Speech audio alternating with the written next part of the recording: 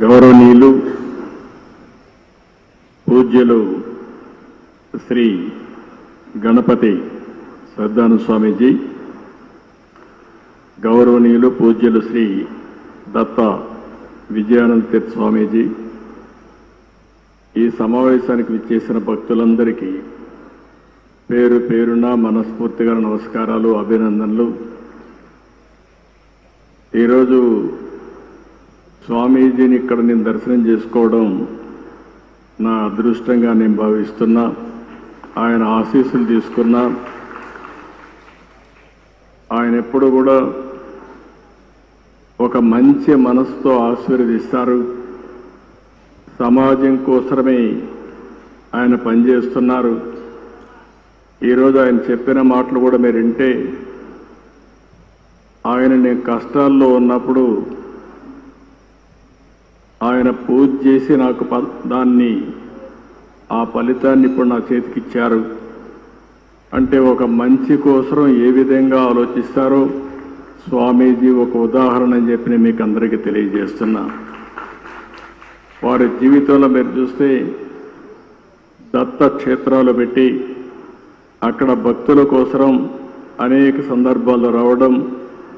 ఒకసారి ఇక్కడే వారిని కలిశాను, హైదరాబాద్లో అనేకసార్లు కలిశాను.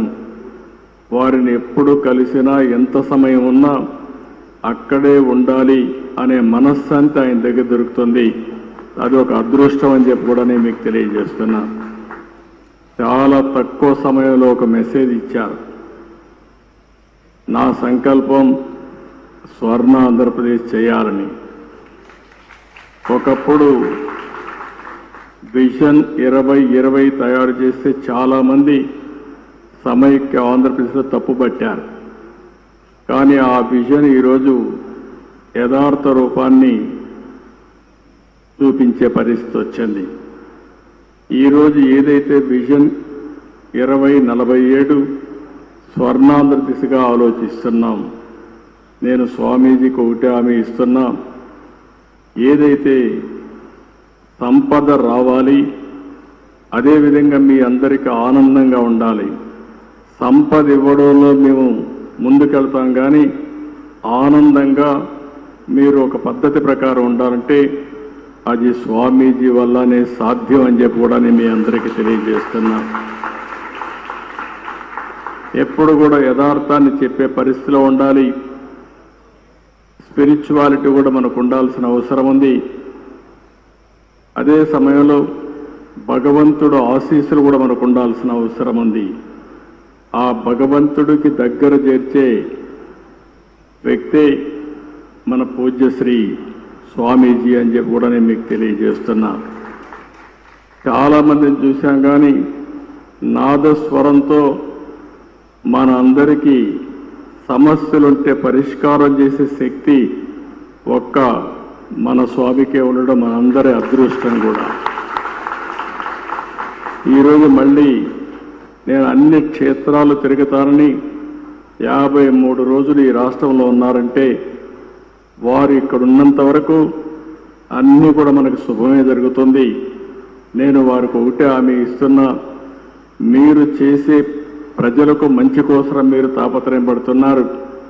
వారికి దేవుని కృప కలగాలని మీరు ఆలోచిస్తున్నారు. నేను కూడా ఆలోచించేది మీ యొక్క ఆశీస్సులతో ఈ ప్రజలకు ఆర్థిక స్వావలంబన జరగాలని, పేదరికం పూర్తిగా పోవాలని, ప్రజలందరూ ఆనందంగా ఉండాలని చెప్పి ఆశిస్తున్నా.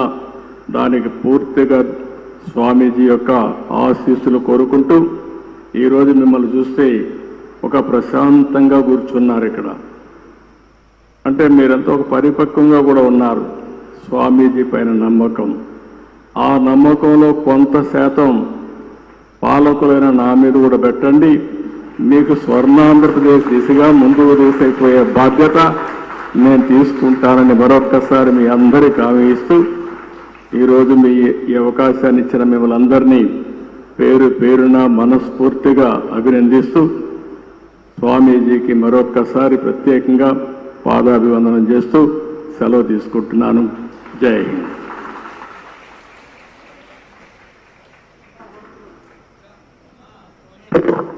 Thank you CM sir. ఈ కార్యక్రమానికి విచ్చేసి వారి బిజీ షెడ్యూల్ ఉన్నా కూడా ఈ కార్యక్రమాన్ని సుసంపన్నం చేసినటువంటి గౌరవనీయ ముఖ్యమంత్రి వర్యులు శ్రీ నారా